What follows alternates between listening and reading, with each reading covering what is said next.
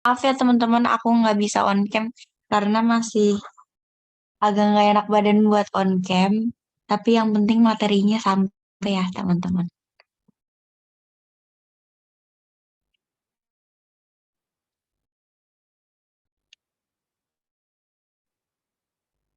Udah kelihatan belum ya share screen aku?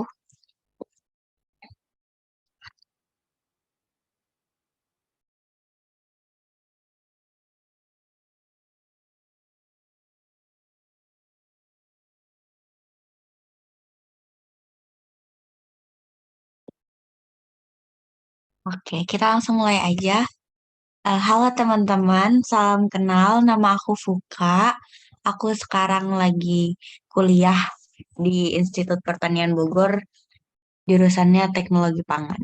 Nah, teman-teman bisa juga nih kenalan di kolom chat nama teman-teman sama kalian rencananya mau masuk kemana sih?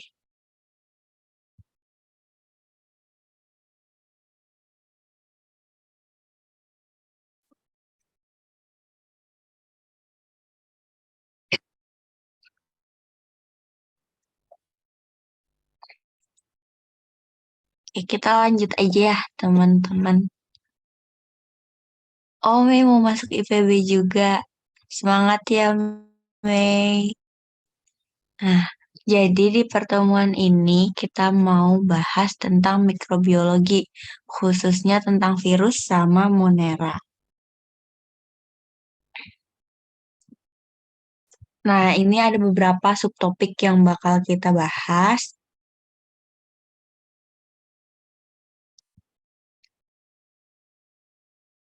Kita langsung aja ke yang pertama. Kita bahas tentang virus. Nah, jadi apa sih virus itu? Nah, virus itu diambil dari kata virion yang berarti racun. Nah, kenapa disebut racun? Karena virus ini punya sifat parasit gitu. Kenapa parasit? Karena dia itu butuh inang buat bereproduksi. Dia nggak bisa bereproduksi dengan dirinya sendiri gitu. Harus ngeinfeksi makhluk hidup lainnya. Nah, ciri-ciri dari virus itu, dia itu punya asam nukleat. Asam nukleat ini bentuknya bisa DNA ataupun RNA. Nah, dia diselubungin sama protein kapsid gitu. Ukurannya itu sangat kecil, makanya termasuk dalam mikrobiologi. Nah, dia itu nggak berbentuk sel, nggak punya organel-organel sel. Makanya dia itu juga disebut metaorganisme. Metaorganisme itu berarti dia itu peralihan antara benda mati dan makhluk hidup. Nah, kenapa disebut benda mati? Karena dia itu bisa dikristalkan gitu, sebagaimana benda mati. Nah, kenapa disebut makhluk hidup? Karena dia itu punya asam nukleat itu tadi. Itu. Nah, terus habis itu bentuk tubuh dari virus itu macam-macam. Nih. Nah, ini ada beberapa bentuk tubuh virus.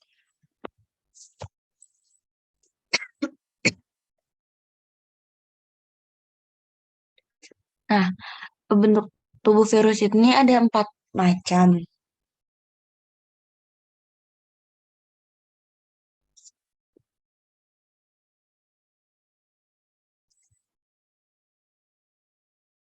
Ini itu bisa disebut juga bentuk tubuh batang.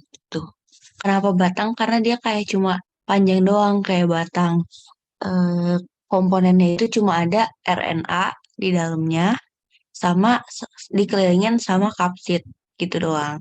Nah, terus habis itu ada juga ini namanya, nama bentuknya itu polihedral.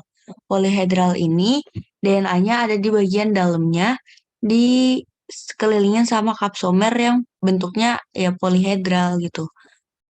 Nah, kalau di polihedral ini dia itu juga ada glikoproteinnya di setiap ujung-ujungnya.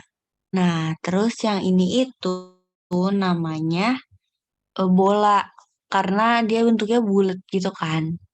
Nah, kalau si yang bentuknya bola ini, RNA sama kapsidnya tuh kayak ada di dalamnya lagi nih. Kelihatan nggak ya? Yang pink ini RNA-nya, terus habis itu yang ungunya kapsidnya, baru habis itu ada membran lagi yang bentuknya lingkaran kayak bola tuh. Terus glikoproteinnya ini banyak banget gitu di sekelilingnya. Nah, kalau yang terakhir ini itu virus yang bentuknya kompleks.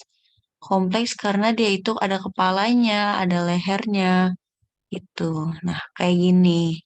Nah, kalau virus kompleks ini dia itu ada DNA. DNA kan buat dia bereplikasi tadi itu kan. Nah, kapsid ini fungsinya buat membentuk tubuhnya dan juga sebagai pelindung dari DNA-nya itu gitu. Nah, kalau leher fungsinya ya biar kepalanya bisa nempel gitu. Terus lubung ekor ini kayak badannya gitu. Terus ada serabut ekor dan ada papan dasar sama jarum penusuk. Jarum penusuk ini fungsinya nanti pas dia mau ngeinjeksi sel inangnya gitu. Nah, sampai sini ada yang mau ditanyain dulu nggak? Biar nggak bingung.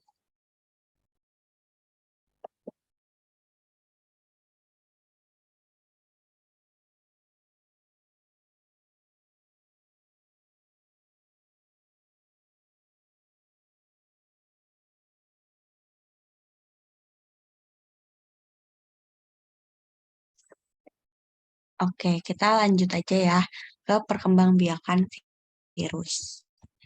Nah, perkembangan perkembangbiakan virus itu terbagi jadi dua siklus reproduksi. Ada yang namanya siklus litik atau daur litik sama daur lisogenik gitu. Nah, kalau siklus litik itu siklus yang dianggap kayak dia tuh metode utamanya gitu. Nah, ciri khasnya dari dia itu adalah dia bakal bikin sel inangnya itu mati gitu. Kalau di lisogenik sel inangnya nggak mati. Nah, kenapa mati? Karena cara dia tuh gini. Pertama itu bakal absorpsi kan. Absorpsi itu dia bakal nempel ke membran sel dari inangnya itu gitu. Terus habis itu masuk ke tahap penetrasi. Penetrasi ini ketika asam nukleat dari virusnya ini masuk ke dalam asam nukleat dari sel inangnya itu. Nah, terus habis itu bakal masuk ke tahap transkripsi di mana dia itu bakal memperbanyak gitu, memperbanyak pokoknya mengambil alih proses transkripsi dari sel inangnya itu. Jadi yang banyak kan harusnya gimana ya? Kan harusnya kalau misalkan dalam suatu sel itu bakal bereplikasi terus-terusan gitu kan sebagaimana sel itu. Nah, cuma ini proses proses transkripsinya itu jadi menduplikasikannya adalah sel virusnya itu bukan sel inangnya gitu. Nah, terus nanti karena direplikasi jadi banyak kan. Nah, terus masuk ke tahap perakitan. Tahap perakitan itu dia bakal nyatu-nyatuin bagian-bagian dari virusnya itu. Nah, yang terakhir setelah udah dirakit, udah jadi, dia itu bakal membuat sel inangnya hancur gitu. Dan dia bakal keluar dari sel inangnya, ngebentuk yang baru. Itu. Nah, kalau di lisogenik itu, dia itu replikasinya bersamaan bareng replikasi si sel inangnya gitu. Jadi dia bukan mengambil alih dari transkripsinya, tapi kayak ikutan masuk juga gitu. Jadi ketika si sel inangnya tambah banyak, ya dia bakal sisipan dari dia tuh juga bakal banyak gitu. Sampai sini ada yang bingung?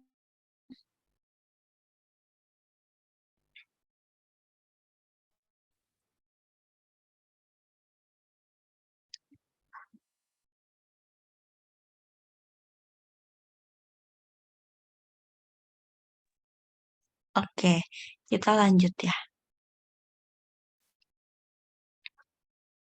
Nah, kita lanjut ke klasifikasi dari virus itu sendiri. Kalau klasifikasi virus itu ada banyak nih yang membuat dia diklasifikasikan gitu. Yang pertama ada berdasarkan sel inang yang dia butuhin gitu. Ada yang menyerangnya manusia, ada yang menyerangnya tumbuhan, ada yang menyerangnya hewan, sama ada yang menyerangnya bakteri. Nah, ini beberapa contohnya kayak HIV, influenza, corona itu kan nyerang manusia. Terus tune growth TMV itu tumbuhan. Kayak gitu. Pokoknya ini berdasarkan sel inangnya. Terus habis itu ada berdasarkan tipe genom dan replikasinya. Tipe genom itu yang tadi ini DNA RNA-nya tuh. Nah, berdasarkan tipe genom dan replikasinya itu dibagi jadi 7 tipe. Tapi sebenarnya ini jarang keluar sih. Tapi buat nambah pengetahuan aja. Jadi aku ngejelasinnya agak singkat aja ya. Kalau tipe 1 itu, dia itu DNA ganda. Nah, reproduksinya itu replikasi. Kalau tipe 2, DNA tapi tunggal. Nah, dia juga replikasi. Tipe 3, RNA ganda, replikasi juga. Terus tipe 4, RNA tunggal tapi positif tuh bagian positifnya terus dia itu replikasi. Kalau tipe 5 dia RNA yang minus dia replikasi. Kalau tipe 6 dia RNA positif reproduksi itu transkriptasi balik. Transkriptasi balik itu bedanya sama replikasi. Kalau transkriptasi balik itu dia dari RNA yang ada ngebentuk DNA gitu. Kalau yang 7 RNA ganda, transkriptasi balik juga.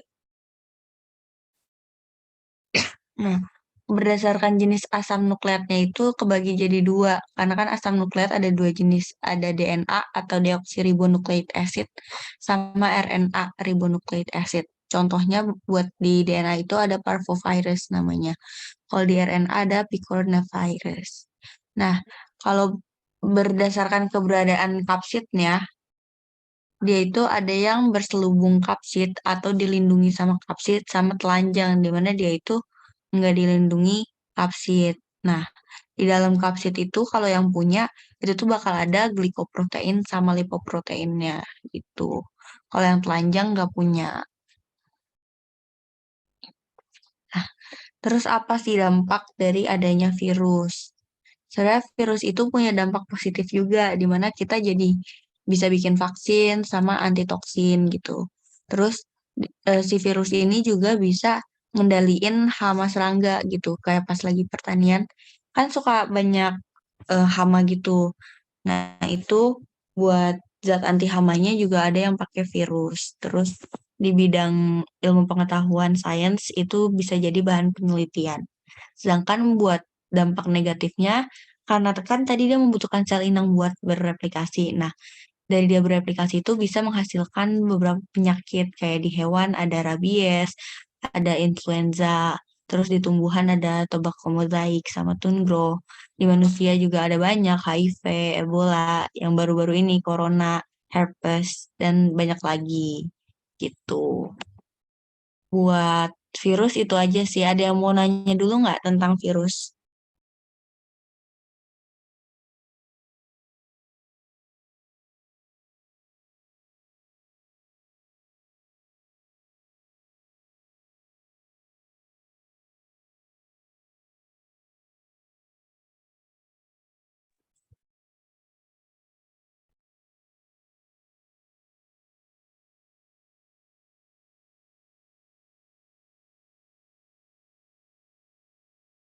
Oke, kalau belum ada, kita lanjut lagi ya. Kita lanjut ke materi kedua, Monera. Monera ini lebih ke bakteri gitu sih. Nah, Monera itu diambil dari kata moneres, yang artinya tunggal. Kenapa tunggal? Karena dia itu selnya uniseluler gitu. Nah, dia juga nggak punya membran atau inti sel. Membran inti sel dia nggak punya. Nah, ciri-ciri dari Monera itu dia itu selnya prokariotik. Terus dia itu dinding selnya dari peptidoglikan dan punya bahan genetik kayak DNA, RNA. Terus banyak mengandung plasmid sama bentuk tubuhnya itu variatif. Nah, ini buat struktur dari Moneranya. Yang pertama itu dia punya membran sel nih, yang bentuknya ini membran sel. Membran sel ini selaput yang ngebungkus sitoplasma itu ada di dalam dinding sel. Nah, dia itu berperan sebagai batas antara bagian dalam sel sama lingkungan sekitarnya. Nah, terus habis itu dia juga punya yang namanya ribosom nih, yang ditunjuk yang ini. Nah, ribosom itu punya fungsi sebagai tempat untuk sintesis protein gitu. Terus habis itu dia juga punya kromosom. Nih, di sini kromosom. Kromosom itu yang mengandung DNA itu. Nah, fungsi dari DNA-nya itu buat nanti dia bereplikasi juga gitu. Terus habis itu ada flagella. Flagella ini fungsinya buat dia alat geraknya gitu. Terus ada yang namanya pilus. Pilus ini bisa juga disebut fimbria. Nah, fungsinya itu buat si sel bakterinya ini melekatkan diri sama sel bakteri lain atau zat-zat padat lainnya gitu.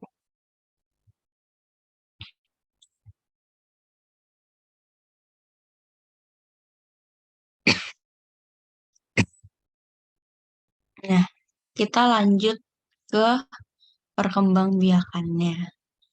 Nah, perkembangbiakannya itu kalau dari Monera itu ada yang aseksual sama seksual. Apa sih bedanya? Kalau aseksual itu dia cuma membelah diri, kalau seksual itu ada proses transkripsinya gitu. Nah, dari yang aseksual ini eh, sebenarnya kebanyakan bakteri itu aseksual. Dia itu cuma melalui proses pembelahan biner yang dimana dia itu berarti dari satu sel menjadi dua. Nah, buat pembelahan biner sendiri itu pertamanya itu bakal ada duplikasi dari kromosomnya duluan gitu. Ini nih kromosomnya yang DNA sama RNA-nya itu. Cuma kalau di sini kan DNA. DNA-nya itu bakal ngebelah jadi dua gitu. Nah, setelah si DNA-nya ngebelah jadi dua, dia itu bakal ngebentuk kayak cekungan gitu. Buat lama-lama mereka makin berpisah dan jadi dua sel yang sama gitu. Terus buat seksual itu ada tiga jenis. Ada transformasi, transduksi, sama konjugasi. Maksudnya tiga proses, bukan tiga jenis. Kebagi jadi tiga proses. Yang pertama itu ada transformasi. Transformasi itu perubahan genotip sel bakteri dengan cara mengambil DNA asing yang ada di lingkungan sekitarnya. Gitu.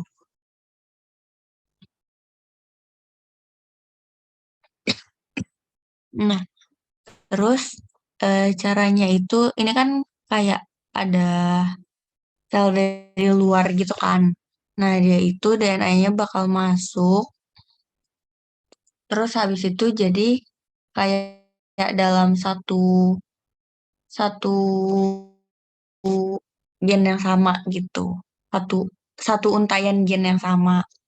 Nah, terus habis itu setelah nanti dia udah bergabung nih dari dua sel yang beda jadi satu, dia bakal masuk ke transduksi. Nah, di transduksi ini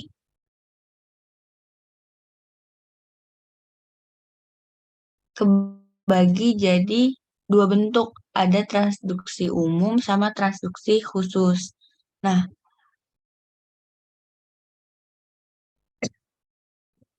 kalau transduksi khusus itu dia itu cuma nge-transfer gen-gen tertentu gitu. Sedangkan kalau transduksi umum, dia itu bakal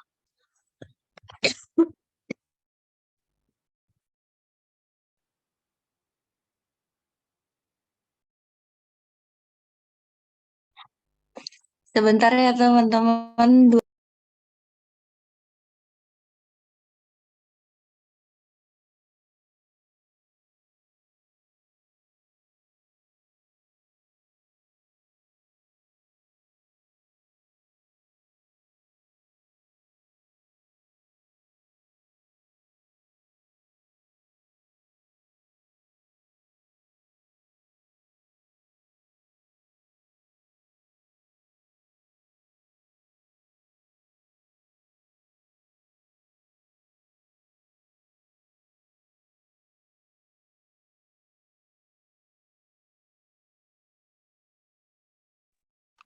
Oke, kalau transduksi itu jadi dia itu intinya adalah perpindahan DNA yang dibantuin sama virus. Ini kan tadi bentuk virus ya. Nah, ini juga merupakan salah satu manfaat dari virus gitu. Dia itu bisa berdampak negatif, tapi juga bisa membantu si bakteri buat bereplikasi gitu. Dia itu,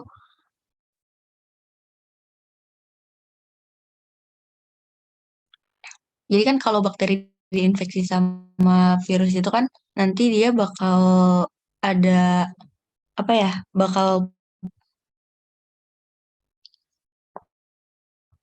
bakal pecah gitu, bakal lisis dan ngelepasin virus virus baru. Nah, di virus-virus baru itu juga ada si gen dari bakterinya itu juga gitu. Nah, terus habis itu ada tahap konjugasi. Nah, konjugasi itu transfer langsung materi genetik dari dua sel bakteri yang berhubungan sementara. Nah, contohnya itu kayak di E. coli.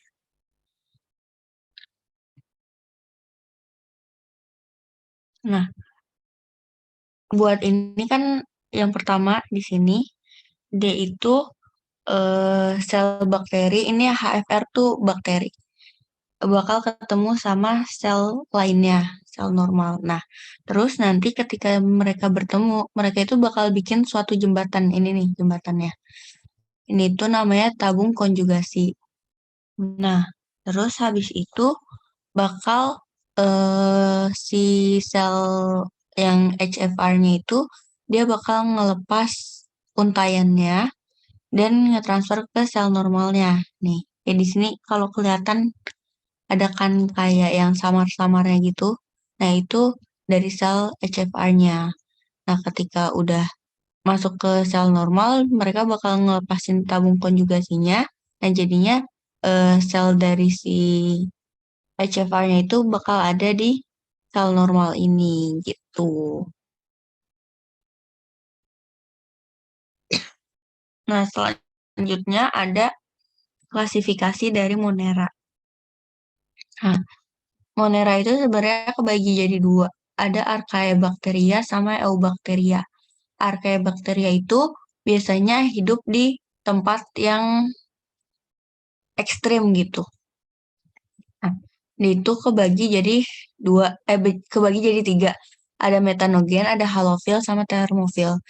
Metanogen itu yang dia bisa hidup di tempat banyak gas metananya gitu.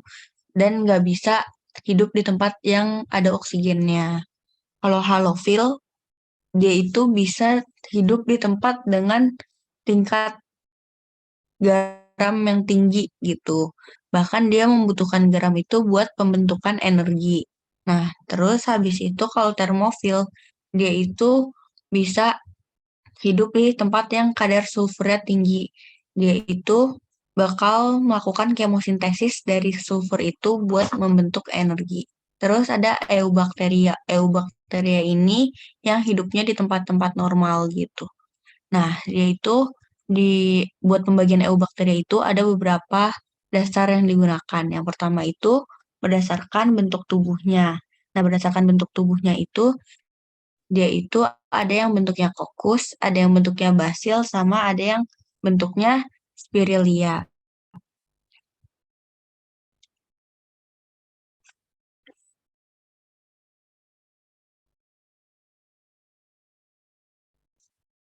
Ya, aku jawab dulu ya.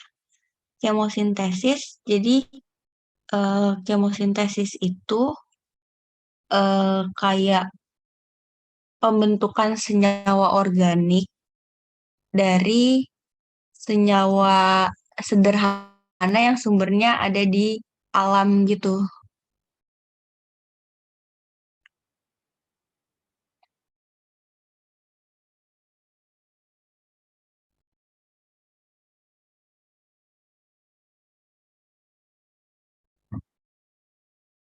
Biasanya tuh kalau kemosintesis itu hasilnya bentuknya CH2O. atau sesuai sama sumber energinya masing-masing gitu. Oke, kita lanjut ya. Kalau berdasarkan bentuk tubuh, dia itu kebagi jadi tiga. Ada yang kokus, ada yang basil, ada yang spirilia. Nah, kalau kokus itu intinya bulat, dia itu bulat. Nah, kalau basil itu intinya dia itu kayak, ini nama bentuknya apa ya?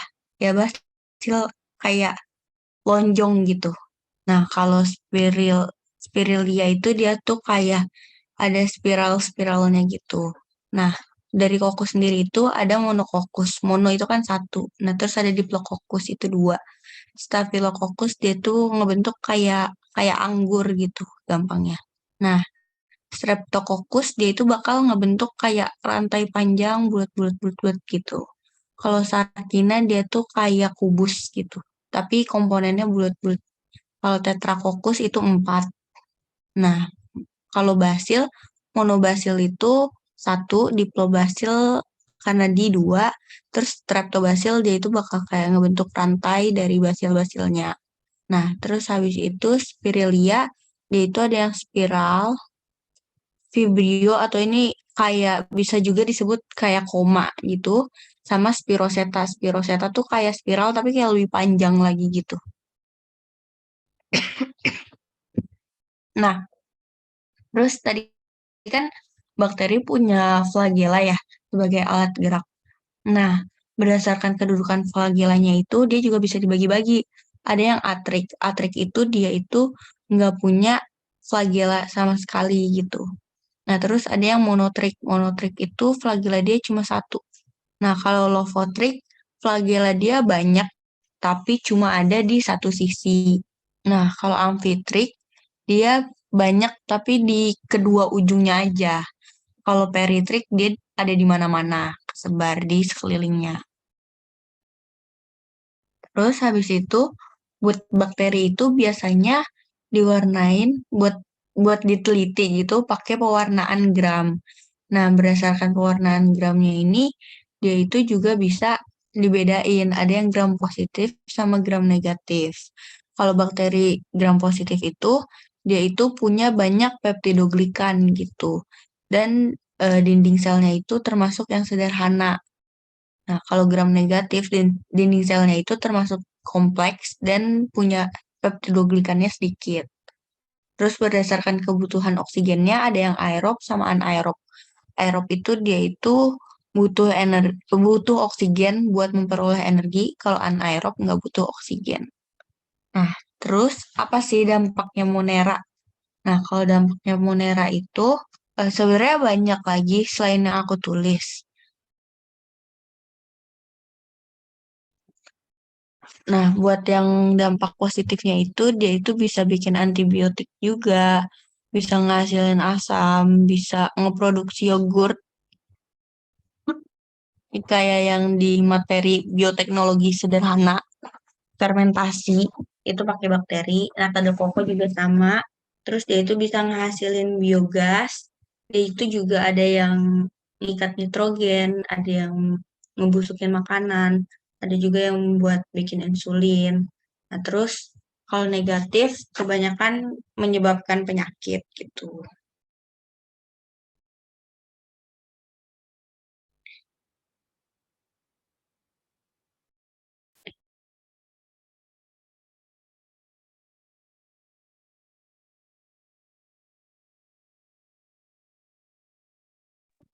Oh ya, kalau peptidoglikan itu jadi dia itu ada di dinding sel bakteri gitu. Dia itu sifatnya kaku sama fungsinya itu buat ngejaga bentuk dari bakteri itu sendiri gitu.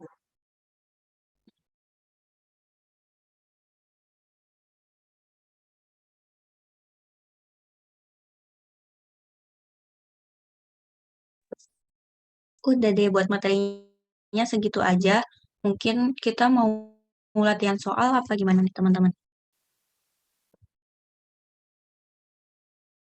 Ada yang mau ditanya lagi kah?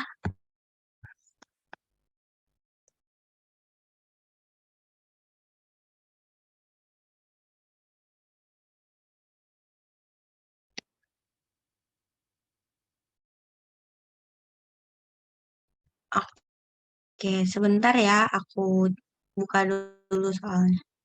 Oke, perbedaan uniseluler sama multiseluler. Jadi, kalau uniseluler itu dia itu cuma jadi makhluk hidupnya itu cuma terdiri atas satu sel doang gitu, makanya dia kecil.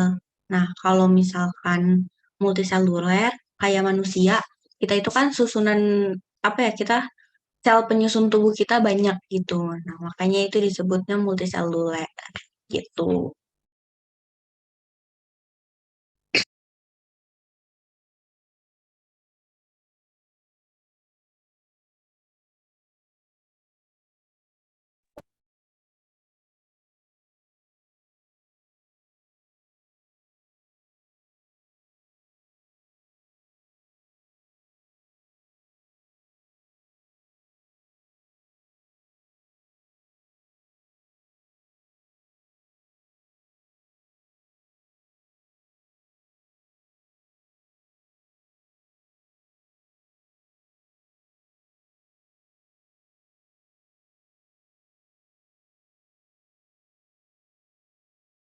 Sebentar ya teman-teman aku.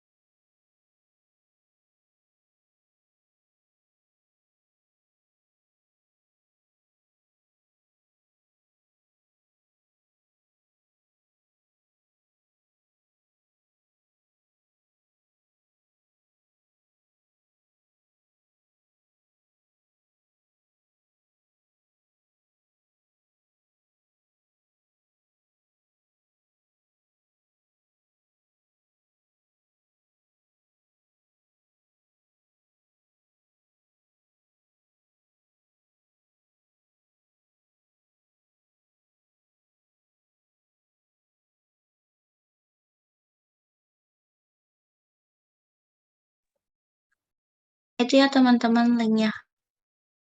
Oh ya, ini ada yang nanya private chat ke aku. Kan virus ada masa virulensinya, Kak. Kalau nggak salah namanya itu. Kayak COVID tuh virusnya bakal hilang kalau udah 14 hari. Itu kenapa begitu ya, Kak? Nah, kan tadi virus itu kan peralihan dari benda mati ke makhluk hidup ya. Nah, kenapa peralihan? Karena dia itu nggak bisa hidup sendiri gitu, butuh sel inang. Nah, ketika dia di luar sel inangnya, kayak ketika dia berada di luar sel inang, dia itu nggak bisa hidup lama-lama gitu. Jadi dia bakal mati setelah beberapa hari, tergantung virusnya. Gitu. Ayo join teman-teman nanti aku start.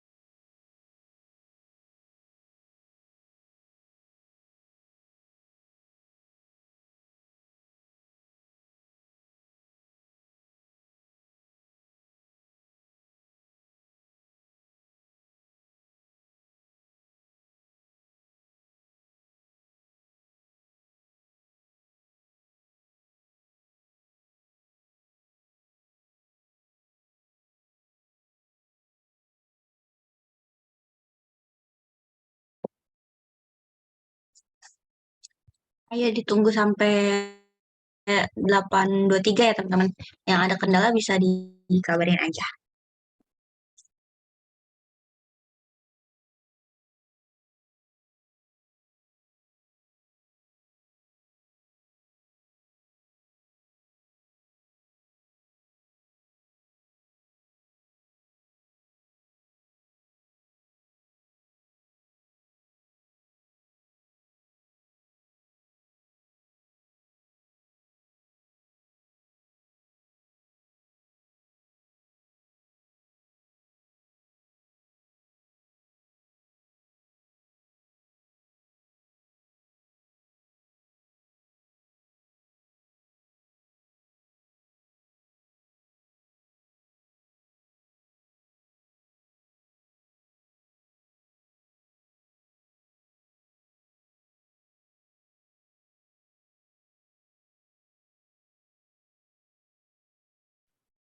Aku mulai aja ya teman-teman.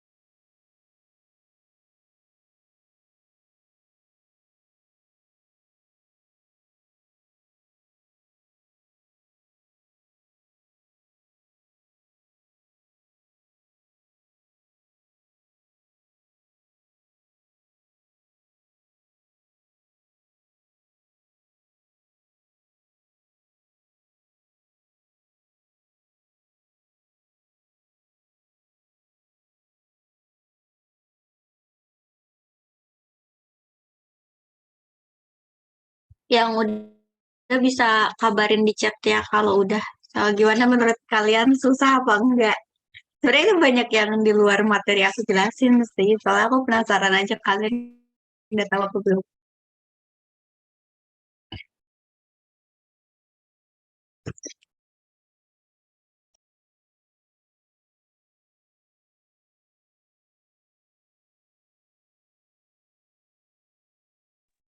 Yang udah bisa kasih reaction ya.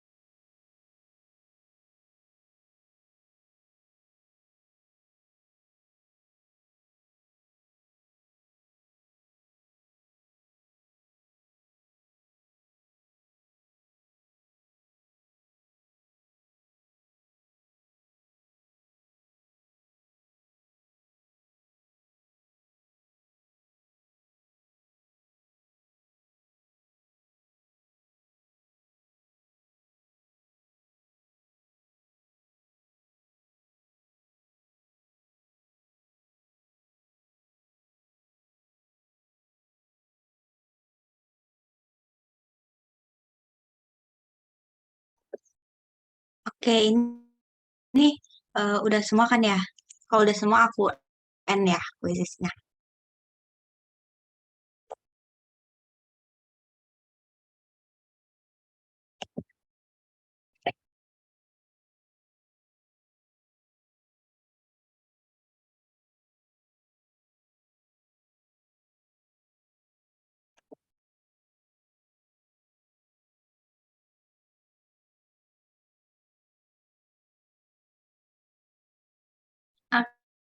Oke, kita mau dibahas apa bahasannya mau dikirim nyusul?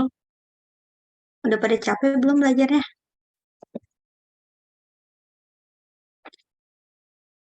Oke, kita bahas aja ya. Sebentar.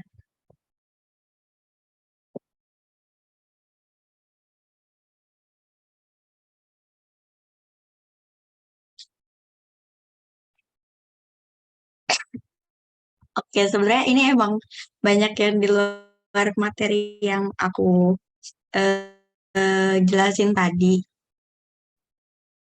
Nah, yang pertama ini, suara aku aman kan ya kedengeran? Oke, yang pertama ini partikel. Sebenarnya ini cuma soal tentang virus aja sih. Aku nggak. Oh iya, baru kerjain 12 soal. Maaf, belum selesai udah aku end. Jadi kita sambil bahas bareng-bareng aja ya, Aulia.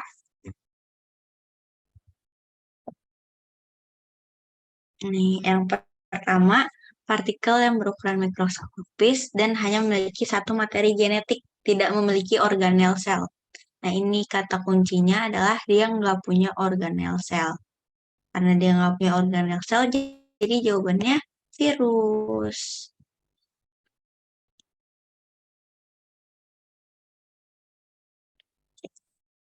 Wah, ini banyak yang benar nih. Virus dikatakan organisme non-seluler karena tidak memiliki kelengkapan organel sel. Ya, si virus cuma punya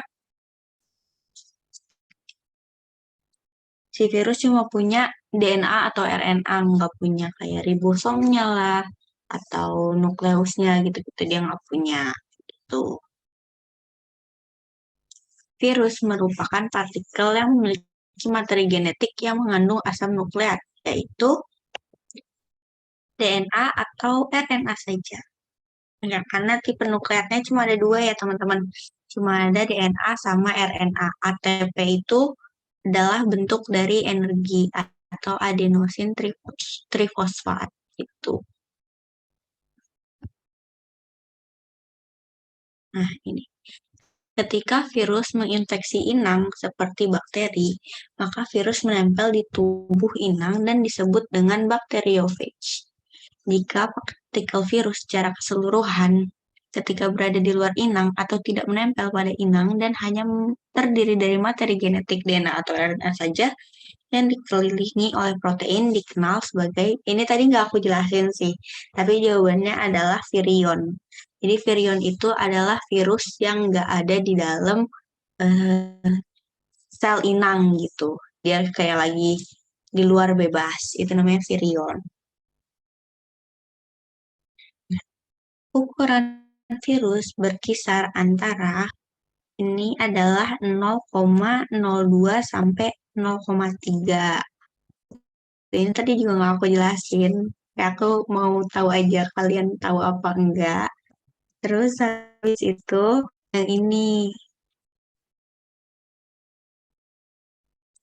salah di aku sih. Aku juga tadi ngejelasinnya beda bahasanya.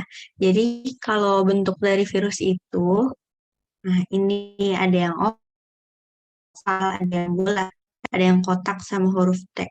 Nah, si oval itu tadi maksudnya tuh yang batang. Eh, nggak batang-batang. Oval tuh ada lagi. Tapi tadi nggak aku masukin ke PPT-nya. Terus yang bola tuh yang tadi banyak protein di sekelilingnya. Terus kotak sama huruf T. Huruf T yang kompleks. Kompleks tuh sama aja kayak huruf T. Nah, ini nih, ini bentuk kompleks ini tuh disebutnya juga bisa huruf T. Itu. Nah, ini udah pada benar nih teman-teman. Keren banget. Nah, struktur virus terdiri dari kepala. Pada bagian kepala virus terdiri dari kapsid yang di dalamnya ada materi genetik. Benar, banyak yang benar. Nah, yang tadi di strukturnya juga udah aku share kan. Di dalamnya ada DNA atau RNA-nya. Nah, itu tuh materi genetiknya yang di dalam kapsid.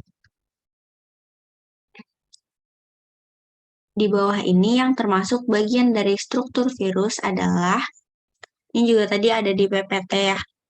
Ada kapsid, ada leher, ada selubung ekor, serabut ekor, sama jarum penusuk.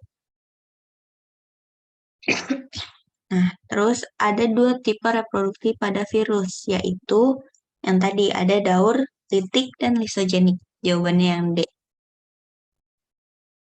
Nah, pada gambar tersebut, terdapat pada bagian bawah dari struktur virus, terlihat adanya jarum penusuk yang berfungsi sebagai, jawabannya adalah yang C. Alat melekat pada inang untuk menginfeksinya. Yang tadi aku bilang, dia bakal ngeinjeksi di sel inangnya. Itu pakai jarum penusuk. Terus habis itu, nih tahapan-tahapan di atas hingga menjadi tahapan yang benar. Yang pertama, dia itu bakal absorpsi atau nempel. Setelah absorpsi, dia itu bakal nusuk pakai jarum penusuknya. Namanya injeksi. Terus habis itu dia bakal ngesintesis. Ngesintesis tuh yang tadi transkripsi gitu-gitu. Terus habis itu bakal ada perakitan setelah dia udah banyak. Nah, setelah perakitan dirakit, nanti sel inangnya itu bakal lisis atau litik. atau dia itu bakal pecah sehingga virusnya itu bisa keluar. Itu. Terus habis itu urutkanlah tahapan-tahapan tipe disogenik. Jawabannya adalah yang B. Jadi pertama ini sama kayak yang atas sebenarnya soalnya. Penjelasannya jadinya sama. Cuma dia kayak dibikin kalau yang atas tadi litik, kalau yang ini lisogenik gitu. Tahapannya yang pertama itu dia bakal ngeabsorpsi, nempel, terus habis itu injeksi, terus habis injeksi dia itu bakal penggabungan.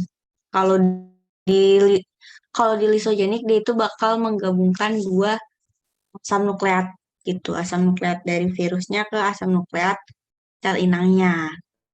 Terus habis itu dia itu bakal ngebelah si sel inangnya bakal ngebelah jadi dua. Bentar, mungkin gampangan kalau kita lihat ini ya. Nih,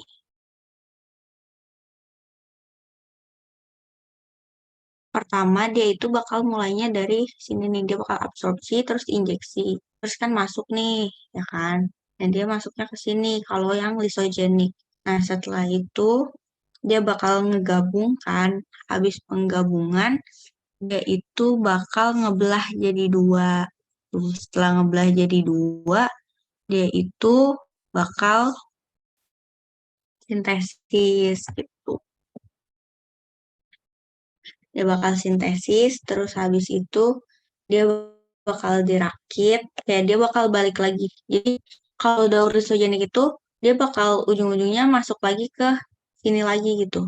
Yaitu bakal sintesis, perakitan, terus lisis gitu. Bedanya adalah kalau di sini, kalau dilitik dia itu kayak masuk dan langsung ngubah. Kalau di sini dia itu bereplikasi bareng sel-sel inangnya gitu. Contoh virus yang merugikan adalah jawabannya TMV. Tadi ada juga di PPT nih, tentang TMV. Nih, berdasarkan sel inang, yaitu bakal menyerang tumbuhan gitu. Terus habis itu ada Myxoma virus rabies adalah virus yang menginfeksi. Sebenarnya ini udah ketahuan dari namanya ya, karena ada rabiesnya. Jadi dia itu menginfeksinya adalah kelinci. Itu. Terus salah satu pemanfaatan virus dalam bidang kesehatan yaitu kecuali dia itu bisa ngebikin insulin, antibiotik, antigen, vaksin. Yang nggak bisa itu adalah rekayasa gen. Kenapa nggak bisa rekayasa gen? Karena dia itu apa ya? Ya ngapain juga kita ngerekayasa gen virus? Masa kita mau perbanyak penyakit gitu. Nah, jika seseorang terinfeksi penyakit flu akan menyebabkan orang tersebut kurang fit karena terinfeksi virus. Kalau flu itu adalah influenza. Ini typo sih. Influenza. Terus, apakah virus flu burung dapat menginfeksi manusia?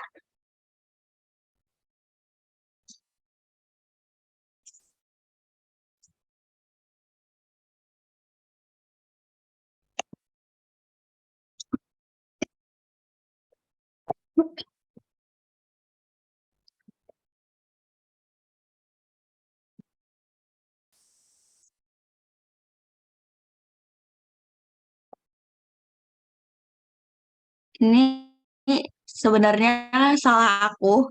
Aku salah masukinnya. Sebenarnya jawabannya itu enggak karena flu burung itu nyerangnya adalah mamalia jenis Aves. Mamalia jenis Aves adalah hewan yang berjenis Aves, bukan mamalia gitu. Nah, manusia kan termasuknya mamalia. Kalau flu burung itu nyerangnya yang kayak unggas-unggasan gitu. Nah, terus ini tadi nggak aku jelasin sama sekali sih. Nah, ini adalah virus yang menyebabkan penyakit Ebola tuh. Terakhir, orang yang terkena penyakit cacar monyet. Cacar monyet itu disebabkan sama virus namanya monkeypox. Udah deh, itu aja pembahasannya. Ada yang mau ditanyain mungkin dari teman-teman?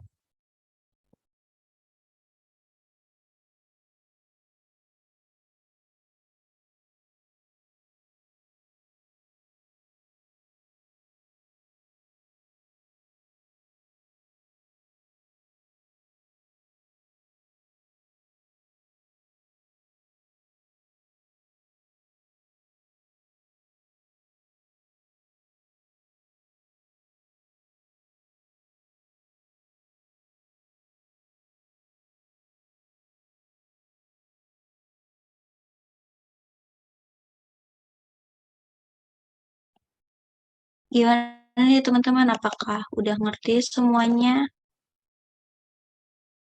Kalau misalkan udah ngerti, bisa kita tutup apa gimana nih, teman-teman?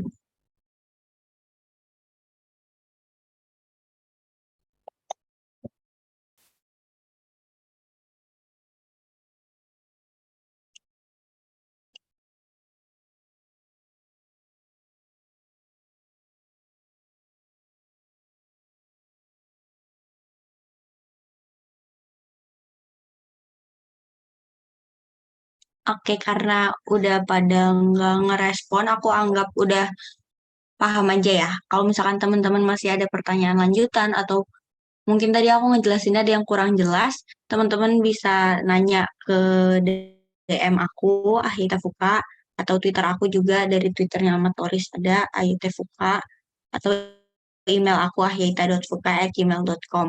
Feel free buat nanya-nanya ya teman-teman. Nah, teman-teman jangan lupa juga buat isi feedback dan kalau mau support boleh banget. Terima kasih banyak ya teman-teman udah join kelas hari ini. Maaf kalau misalkan masih banyak kekurangan. Semoga bermanfaat.